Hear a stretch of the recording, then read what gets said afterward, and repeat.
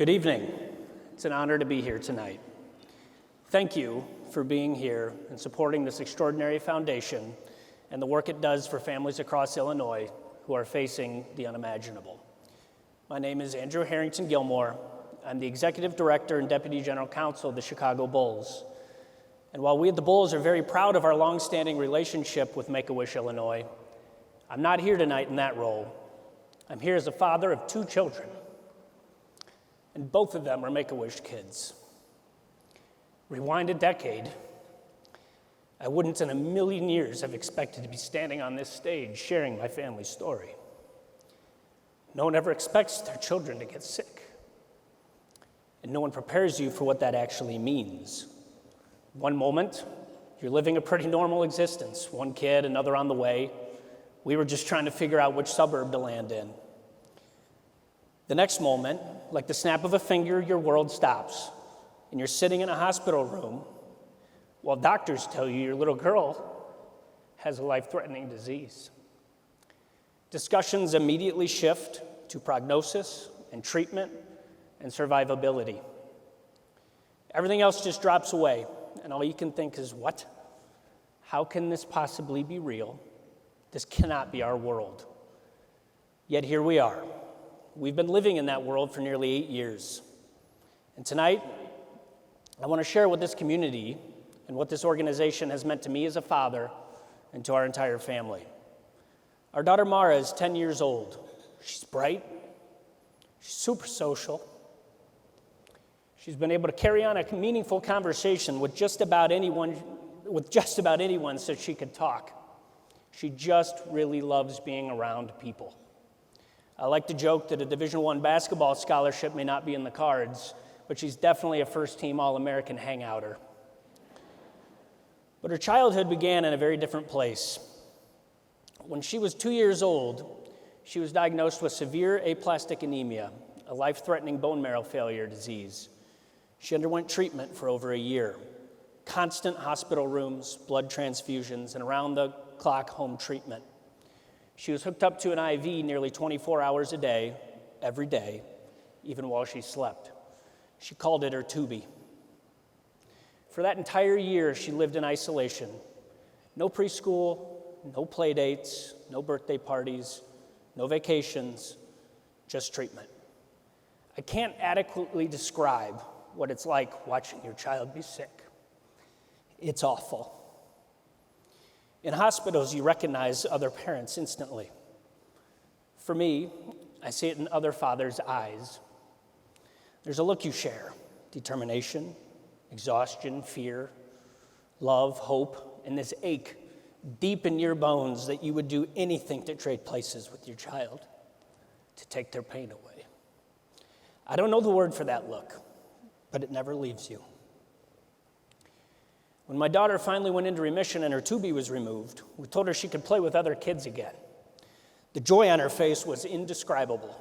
She couldn't quite believe it. I remember her squealing with joy, "I can play with kids?" It's a moment I'll carry with me the rest of my life. We were watching her step back into the world that had been stolen from her through no fault of her own. Then there's Jay, my guy. Jay was born in the middle of my daughter's treatment. Almost immediately, we knew something wasn't right.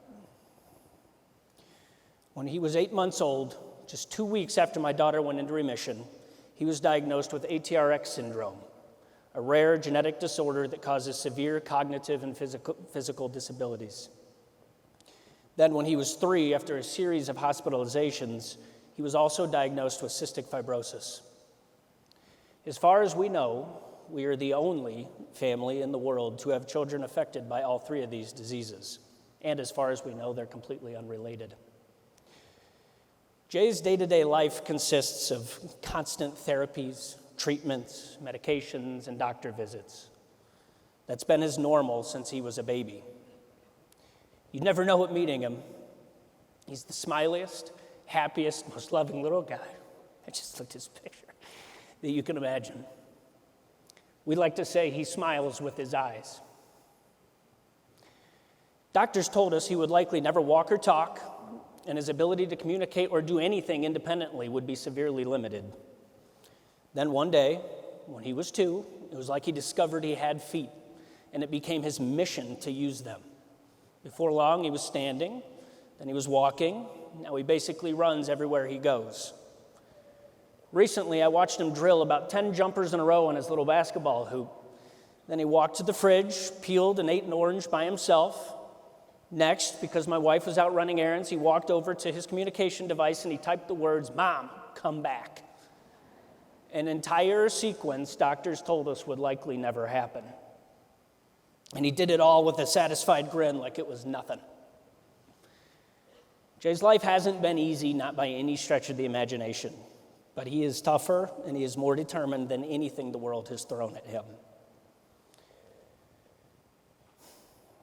Of the many lessons we've learned through this process, one thing is clear. Critical illness doesn't just affect the child who's sick. It impacts the entire family. Your world narrows. Your sole focus, your sole purpose becomes getting your kid healthy. That's it. That's all that matters. You are constantly on. You have no other choice. Sure, you find times to laugh and you sure as hell stick together. But the reality is you live with a constant cloud over you. Nonstop appointments, treatments, insurance battles, hospital admissions, lab results, and worry. Family time becomes medical time. Over time, you forget what normal even feels like. That's why Make-A-Wish matters so profoundly. It's more than a trip or an experience. It doesn't just grant wishes. It gives back to families something illness steals. The chance to just simply be together. When my daughter was first referred for a wish by her nurses, she was deep into her Disney phase. But then COVID hit, trips were paused, and she was forced back into isolation.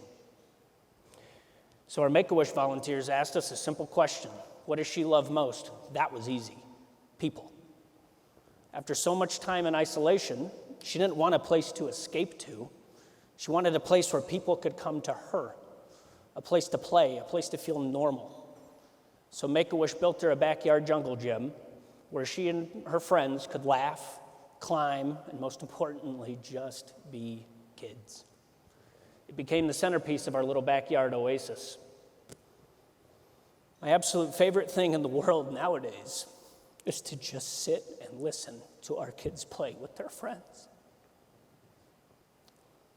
There were periods of time it didn't feel like we'd ever get moments like that.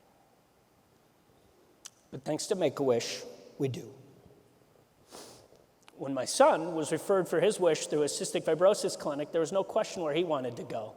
He loves characters. The kid goes bananas for Mickey Mouse. So Make-A-Wish sent us to Disney.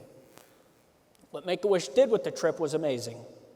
While it was Jay's wish, they made both our kids feel like the wish belonged to them equally. It was awesome. I don't typically journal, but on the plane home after our trip, I felt compelled for whatever reason, and as I was preparing for this speech, I found my notes. So I'd like to share a few now, as these reflections are moments that are seared into my mind. Day 1. The first day was hard. The weight and PTSD of being back in the world of sick kids, the looks on parents' faces you never forget. Day 2. I took a morning walk around Give Kids the World Village, found myself nearly in tears, resurfaced memories, the weight of it all. Then we were off to Magic Kingdom. Jay got a private meet and greet with Mickey and all the characters. And we were back at Give Kids the World Village, volunteers everywhere, alumni, retirees, families, all there for the same mission. Day 3. On the Guardians of the Galaxy ride, my daughter screamed, "This is the funnest time of my life," followed by, "Now I know I can do it." I don't know exactly what it meant, but it felt definitely bigger than a ride.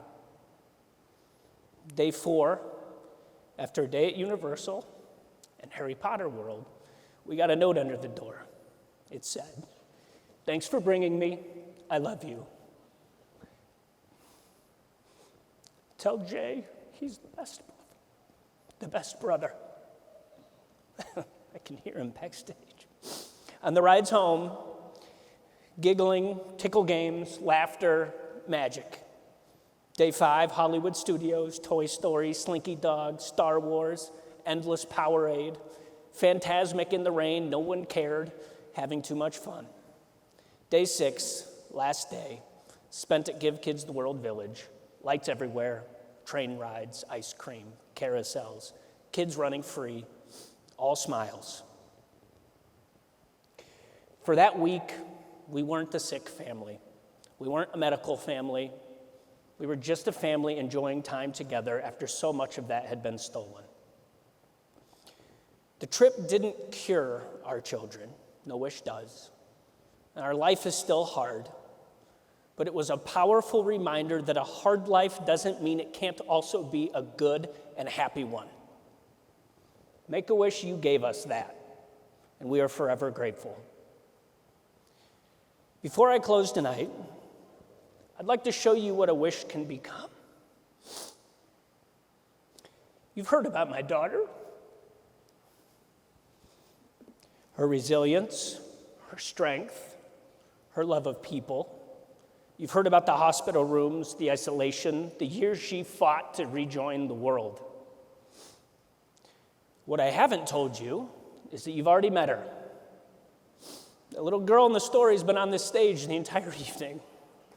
She's your co-MC.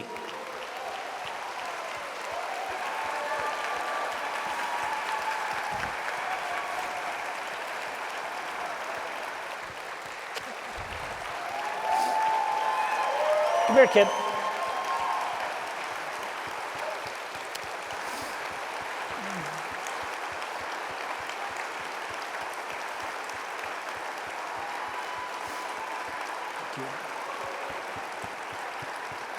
So my daughter, my beautiful Mara, you're absolutely crushing it, kid. Ad-libbing. A lot of what she's been saying, I don't think was in the script. I hope I'm doing good. You're doing okay. All right, stay here. Illness took a lot from Mara. What you're seeing now is everything she fought to get back. A walking, talking reminder of resilience and courage. And I am endlessly proud of her.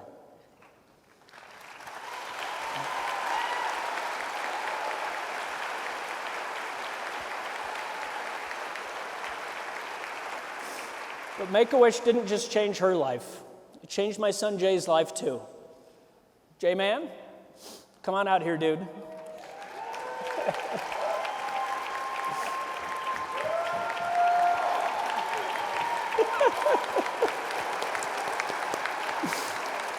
You want to come here?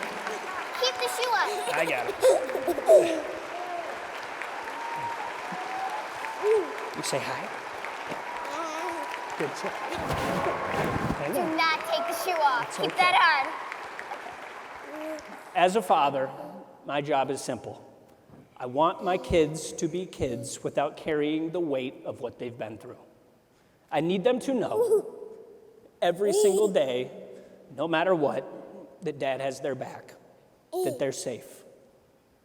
A wish doesn't cure a disease, and it's not a distraction from real life. It's not a distraction from reality. It's much more important than that. It's a reminder in the middle of all of it that life is still good, that these kids are still kids, that joy is still there, and it is worth fighting for.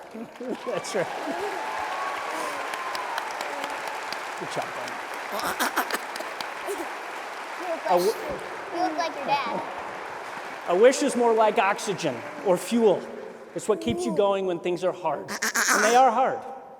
But tonight, when you support Make-A-Wish, you aren't supporting some abstract idea or feel-good concept or momentary happiness. Your contributions give families the strength to keep pushing forward. You're showing kids and their parents that a hard life can still be a good and happy one. And for that, I will forever be grateful. Thank you.